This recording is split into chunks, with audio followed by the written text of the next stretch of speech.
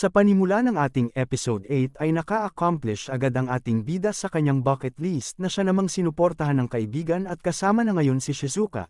Habang nasa biyahe ay masayang nasabi ni Akira na mabilis niyang nagagawa ang mga nasa bucket list niya at baka sa isang buwan ay matapos niya ang mga ito.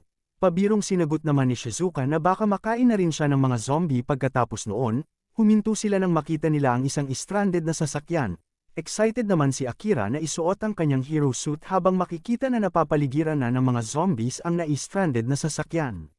Sumuko na lang si Shizuka nang tangkain sana na pigilan si Akira. Lumabas ang ating mga bida para tumulong, at nang magpapakilala sana si Akira ay biglang lumabas ang nasa loob ng sasakyan. Laking gulat nila nang makita na naka-Japanese armor ito. Kaya nitong gumamit ng palaso at napakaastig na isa-isang hiniwa.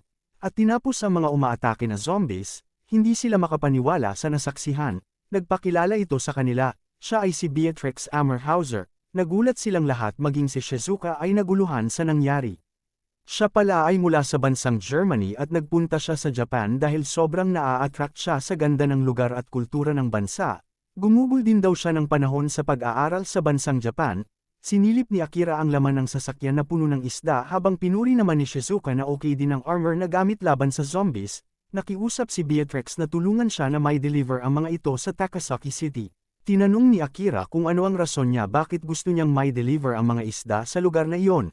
Ikinwento muna ng dalaga ang pinagdaanan na paghihirap bago siya makarating sa Japan at pagkalungkot dahil sa nangyaring pandemya. Matapos ay sumagot ito na gusto niyang magpagawa ng sushi sa huling natitirang chef. Nagulat ang dalawa sa sinabi ni Beatrix dahil buong pag-aakala nila ay pagkain sa mga survivors ang purpose ng mga isda na yun. Formal na sumagot si Akira na para sa pagmamahal sa kanyang bansa ay tutulungan niya ito na ang totoong pakay ay gusto niya lang din makakain ng sushi na isa sa bucket list niya. Sumang-ayon na lang ang dalawa habang excited si Akira na i-deliver ang mga isda. Habang nasa biyahe ay nag-aalala si Beatrix sa chef dahil 3 araw na pala mula nang sila ay nag-usap at hindi alam kung buhay pa ito. Huminto sila dahil sa dami ng mga zombies na nagkalat sa daan. Mabilis namang naghanda ang dalawa. At inaasahan na rin ni Kencho na susugod ang dalawa ng walang plano. Mabuti na lang at maaasahan nila si Shizuka sa ganitong sitwasyon. Nagpahabol si Kencho at pinatakam ang mga zombies sa kanyang katawan. Hinarang din ito ni Akira ng truck na nakabukas ang busina para ma-attract ang lahat ng zombies na nandoon at may pan sa isang lugar habang unti-unting inaatake ni Beatrix ang mga ito. Plano pala nila na ipunin sa isang lugar para minsan na nila itong sunugin. Hinagisa nila ang mga ito ng gasolina. Biglang pamalya ang posporo na gamit nila. Natarante sila ng paparami na ang mga zombies na dumating. Pananghinaan na ng loob si Beatrix at natatakot na sa nangyari ngunit sinabi ni Akira na ang takot ay isang excuse lamang para hindi magawa ang isang bagay na gusto. Ang dapat ay mangibabaw sa puso na gawin ang gusto mo. Idinagdag pa niya na mas nanaisin pa niyang maging zombie kaysa sa hindi siya makakain ng sushi na gustong-gusto niya.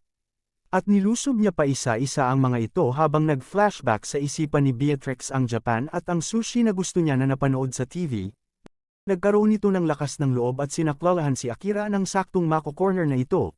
Humingi pa ito ng paumanhin dahil sa pinakitang kahinaan niya kanina. Hindi nila pinalampas ang mga papuntang zombies sa kanilang truck. Nagkaroon ng matinding bakbakan sa grupo nila Akira laban sa mga zombies. Biglang may lumapit na drone na may speaker sa kanila. Nabali ng atensyon ng mga zombies dito at sinundan ito. Pinakita na backup plan pala ito ni Shizuka. Napakatalino niya talaga at napaka-epektibo niya bilang isang strategist ng grupo. Inulit nila ang plano na sunugin ang mga ito at sinigurado na gagana na ito sa pangalawang pagkakataon. Paghagis ng apoy ni Kencho ay mabilis na kumalat ito at tinupok ang lahat ng zombies na nasa lugar. Makikita na lumakad ang apoy at inubos ang mga zombies na nasa paligid habang nanunood ang ating mga bida. Masayang-masaya ang ating mga bida habang sinisigaw ni Akira na mamayang gabi ay makakakain na sila ng masarap na sushi. Kinagabihan ay pinaghanda na sila ng chef ng inaasam nilang sushi. Nagbigay sila ng kani-kanilang mga komento sa kinakain habang mababakas sa mukha nila ang saya sa pagkain ng sushi. Ikinatuwa naman ito ng chef at inaya sila na kumain ng marami. Inaya ni Akira si Beatrix. At nang natikman nito ay napaiyak siya sa sobrang sarap at saya na nararamdaman. Napaiyak din ng chef dahil masaya siya na na-appreciate nila ang kanyang sushi at inaya ang mga ito na uminom ng sake, at naka-achieve na naman ng panibagong goal sa bucket list ang ating bida. Kinaumagahan habang nasa biyahe ay nagrereklamo sila sa sobrang init at ilang araw na silang hindi nakakaligo kaya nagkasundo sila na bumisita sa hot spring. Pagpunta ay excited na naman ang magkaibigan. Pinuri pa nila sila Shizuka at Beatrix at sinabing napakaganda nila sa kanilang kasuotan. Excited na ikinwento ni Bea ang history ng hot spring sa Japan habang sinasabi ni Akira na mas marami pa siyang nalalaman kaysa sa kanila na taga-Japan. Nabasa din daw niya na nakakalunas ito ng anumang karamdaman maliban sa pag-ibig. Natigilan si Akira nang mapatingin kay Shizuka. Nasabi niya na ang ganyang mga lugar ay par sa mga nagde-date. Sumagot naman si Shizuka na ang kikipagrelasyon ay pag-aaksaya lang ng oras at dapat sa edad 20s ay develop mo ang iyong kakayahan at kaalaman nang sa ganun ay ma-promote ka sa trabaho at tumaas ang sahod, at isipin ang pagde-date kapag nagawa na ang mga ito. Hindi naman tumutol si Akira ngunit idinagdag niya na para sa kanya mas gaganahan siyang gawin ang mga bagay na iyon kung kasama niya ang taong gusto niya.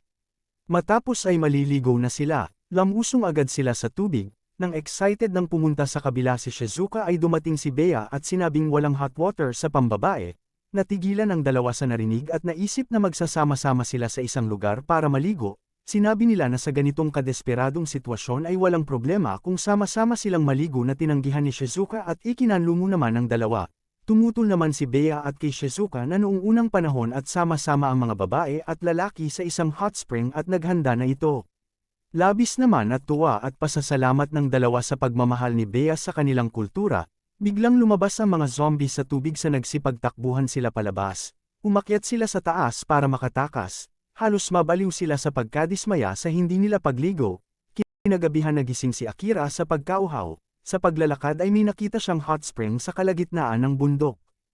Lamusong agad ito at bumangga kay Shizuka, nagulat ang dalawa sa nangyari. Pinapaalis si Akira ngunit sinabi niya na mas gugustuhin itong makain ng zombie kaysa sa hindi siya makaligo. Nagkasundo na lang sila na maghati sa hot spring, binalaan siya ng dalaga na manatili siya sa lugar niya kundi ay lagot siya sa kanya. Sa katahimikan ay humingi ng paumanhin bigla si Shizuka tungkol sa kanina sa pagsalungat niya sa ideya ni Akira tungkol sa pag-ibig. Ipinaliwanag niya na hindi kailanman pinakinggan ng ama ang opinyon ng dalaga kaya ang resulta ay nahihirapan din niyang tanggapin ang opinyon ng iba at naiinggit siya kay Akira dahil nagagawa nitong sabihin ang gusto at wala itong pakialam sa sasabihin ng iba. Sinabi niya na wala pa siyang karanasan sa pag-ibig at natatakot din siyang masaktan kaya idinahilan niya ang trabaho para makaiwas. Ikinatuwa ng dalaga nang sabihin ni Akira na open na siya ngayon. Sinabi ng dalaga na kung sakaling mai-inlove siya gusto niya ay magiging ganoon siya ka-open katulad sa ngayon sa kanila. Napaka-romantiko ng sandaling iyon. Nagulat ang dalawa nang napagtanto ang nasabi ni Shizuka. Sinubukang magpalusot nito ngunit bumaon na sa isip ang narinig at naiisip na baka. Hindi na natuloy ang sinabi dahil dumating ang dalawa. Sinabi ni Kencho na wala siyang pakialam kung magmukhang third wheel siya basta ang gusto niya lang ngayon ay makaligo na habang si Bea naman ay todo paliwanag na naman sa nakita. At sa wakas ay nagawa na ni Akira ang ika-16 sa kanyang bucket list. At sama-sama na masayang naligo ang magkakaibigan. At dito nagtatapos ang episode 8 ng ating kwento. Sana ay nag-enjoy kayo, kita-kits ulit sa episode 9. Huwag ding kalimutan i-like ang video at mag-subscribe ka na para lagi kang updated sa mga bagong videos. Maraming salamat.